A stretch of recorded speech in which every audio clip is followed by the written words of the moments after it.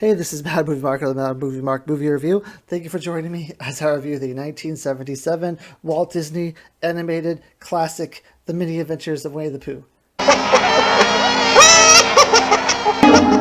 Hey, that's not very nice. This is going to be a great review. There's no need for that. I'm reviewing every movie that has 100% fresh rating on Rotten Tomatoes. I'm giving them all a score of 1 to 10. After I watch them and score them all, I will rank them from worst to best. I started in the 1920 silent movie era, and now I'm at 1977 with The Mini Adventures of Winnie the Pooh. This movie has 100% fresh rating from the critics and an 87% fresh rating from the audience. What other movie review channel can you get a review of The Adventures of Winnie the Pooh and multiple maniacs in the same channel? I don't think you can find it anywhere else, folks. It stars just a slew of voice actors whom I've seen in other works, one of which is John Fielder, who plays Piglet. He was also juror number 2 in 12 Angry Men. Come on, knock it off. Okay, killer. Sterling Holloway, who played Winnie the Pooh, was also in an episode of Andy Griffith where he was afraid of being too pushy as a salesman. What do you sell these days, Bert? Anything? Oh, this and that. Like what? Oh, first one thing, then another. Well, what's in the suitcase? Different things. Gee, say, Bert, open it up. We might buy something off of it. Oh, you probably don't need nothing no way, and I don't want to be a pushy. Hal Smith, who played the Owl, he also played Otis in Andy Griffith. Where's the still? Where is the still? You go out Route 22, past Waynesboro, Midville, Thorndike, Upson. A little slower, please. Howard Morris, who plays Gopher, was also Ernest T. Bass in Andy Griffith. All that ride, jump in the fire, fire too high, jump in the pot, pot too black, jump in the crack, crack too high, jump in the sky, sky too blue, jump in canoe, canoe too shallow, jump in the tallow, tallow too soft, jump in the loft, loft too rotten, jump in the cotton, cotton so white she stayed there all night. And Clint Howard, who was in a lot of things, including Apollo 13. O2, tank 2, not reading at all. Tank 1 is at 725 psi and falling. Fuel cells 1 and 3 are, oh boy, what's going on here? Flight, let me get back to you. Flight. Now, I wasn't sure if I was going to review this movie. I really had to sit and think about it for a long time because this is an anthology movie. So it was released as 3 shorts, which were Winnie the Pooh and the Honey Tree, Winnie the Pooh and the Blustery Day, and Winnie the Pooh and Tigger 2. Now, what they did was they took these shorts and they create a lot of transitions between the shorts, and they crafted it into a full-length feature. Now, I don't like doing anthology movies. I like to just do regular movies, but Walt Disney released this as one of their theatrical releases. They consider this to be a standalone movie, so here we are. Now, I was born in the mid-1980s, not that long after this movie came out, kind of showing my age there, and I watched this movie a ton as a child, but I would say I probably stopped watching it somewhere maybe around 9 or 10. My sister was way into Winnie the Pooh. She had Winnie the Pooh snow globes. She had Winnie the Pooh stuffed animals. Her whole room was Winnie the Pooh. So I grew up in a very Winnie the Pooh house, and watching this movie was very nostalgic for me. I remember scenes like the up, down, touch the ground, where Winnie the Pooh is singing in the very beginning of the movie. Oh, yes. Time for my stoutness exercise. Up, down, up. When I up, down, touch the ground, it puts me in the mood. A very funny series of events where Winnie the Pooh gets stuck into a hole, and they have to try. Owl is trying to hire Gopher to get rid of Winnie the Pooh, to free him from Rabbit's hole, because Rabbit is unable to live her normal life while he is clogging up her hole. Seems the entrance to Rabbit's domicile is impassable. To be exact, plugged. And you want me to dig it out? Precisely.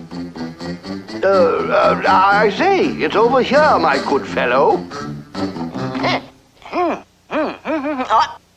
first thing to be done is get rid of that bear. He's gumming up the whole project. Dash it all, he is the project. There's just so many funny scenes in this movie. This movie is hilarious. It's made for children. It's based off the children's book. But I would say that it's good for adults too, because rewatching it, I thought there were tons of funny scenes that I didn't catch when I was a child. You get that a lot now in animated movies where they're created not only for children, but also for the adults as well who are watching the movies with the children. There's a lot of jokes that the child won't get that the adult gets. So this movie is a very nostalgic movie for me. It's also a extremely beautiful movie as far as the animation goes. I will say that this movie looks like, to me, it feels like it's an anthology that's kind of weaved together. There are, especially the transitions, I don't know, when it transitions into another part of the movie, I feel that transition. I don't feel like it's as seamless as it could be, but that's just me kind of nitpicking it. Don't get me wrong. This is a fantastic child's movie. There's no villain in this movie. There's no bad guy. There's no drama. Well, there is drama, but there's no evildoer in this movie. It's just a series of events with these different characters. And for me, what makes this movie so great is that every single one of these characters I can completely relate to at some point in my life. Piglet is a very worried, very shy type of character. I'm unraveling! I would say that is me most of the time. Now, you wouldn't know that I'm shy because I show my face on a YouTube video, but growing up I was incredibly shy, incredibly kept to myself, didn't really talk to a lot of people, and I was apologetic like Piglet is all the time, so I definitely saw a piece of him in me. Winnie the Pooh kind of needs patience and forgiveness. He is a lovable character. He doesn't have a lot going on upstairs, but he means well. There are scenes in this movie where it does seem like he only cares about himself, and he only is really after what is important to him. But I think at the end of the day, he just wants to be around people, and you need to be patient with him. And I feel like that's been part of me in my life as well. Now, Eeyore is pessimistic. Every place I've ever worked at for a job, I've always been able to pinpoint someone who's an Eeyore at my job. I would say that I was that way in high school. I was, kind of, I wasn't like a goth kid, but I was kind of like an emo type of person where I was always down on myself. I had that sort of personality. You have Owl, who is about wisdom, who, I hope I'm smarter than I was when I was younger.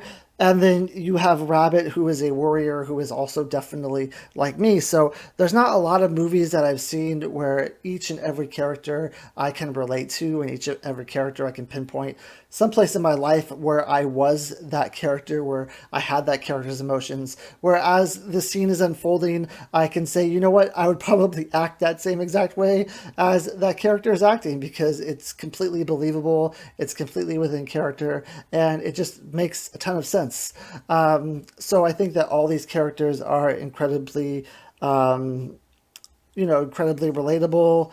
Now, as far as the movie goes, the first movie, there's like a vicious bee's nest that is over just a honey pot, like a ton of honey, and Winnie the Pooh is trying to figure out a way to get to the honey and get past the bees, because he basically has a gluttonous personality where he always has to eat honey all the time.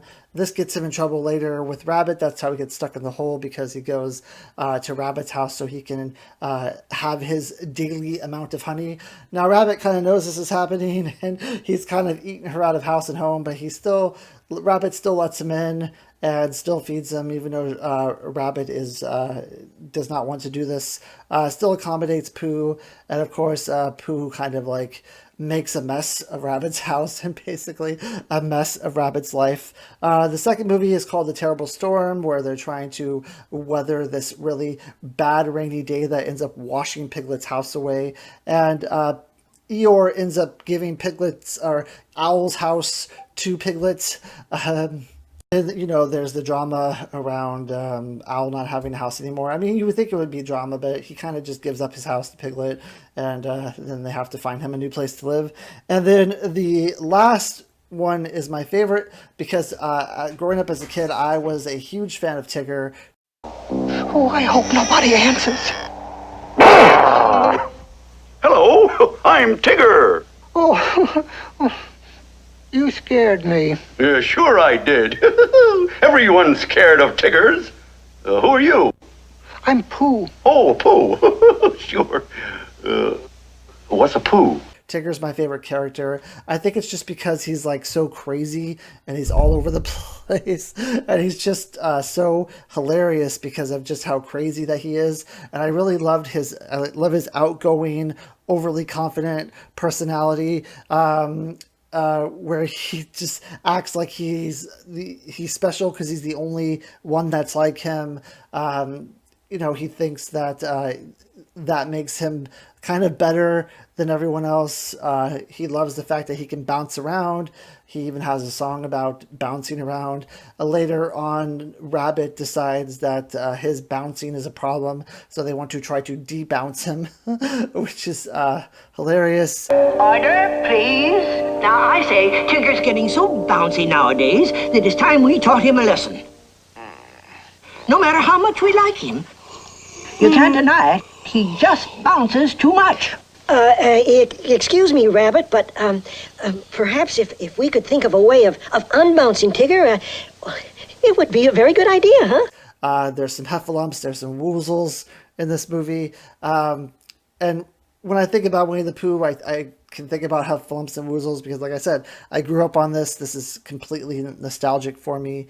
The characters are absolutely amazing. The writing is fantastic. The animation is fantastic. And this is a movie that it's so simple. I think that's why I remember the scenes so well, is that the movie is so simple. It's not like a Maltese Falcon where like I've seen it 4 times and I couldn't probably even tell you, I could tell you what the MacGuffin is, but I couldn't tell you most of the movie because the movie is so complicated that there's no nostalgia there for me because the movie is so complicated.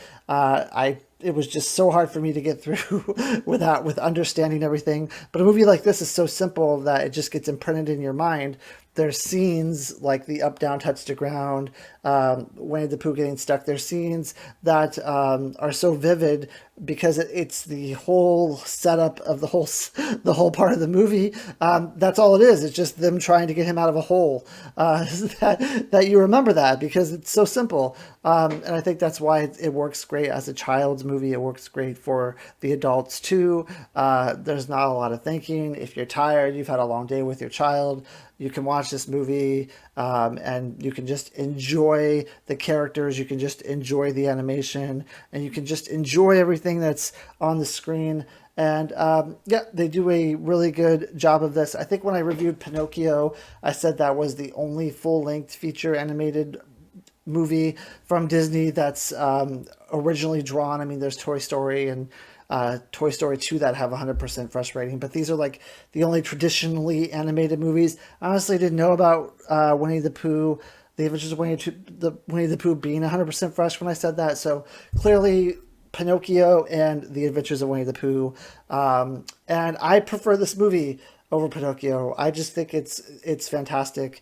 And I give it a 9 out of 10. Thank you. I hope you join me for my next review when I review the Buddy Holly story. Hope you have a great day.